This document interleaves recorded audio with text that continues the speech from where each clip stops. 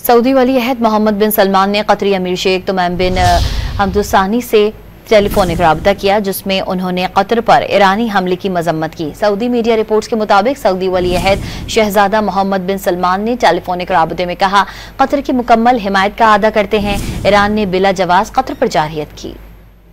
Saudi वली अहद मोहम्मद बिन सलमान ने कतरी अमीर शेख तमीम बिन हमद से टेलीफोनिक राब्ता किया, जिसमें उन्होंने कतर पर ईरानी हमले की मजम्मत की। सऊदी मीडिया रिपोर्ट्स के मुताबिक सऊदी वली अहद शहजादा मोहम्मद बिन सलमान ने टेलीफोनिक राब्ते में कहा, कतर की मुकम्मल हिमायत का अदा करते हैं।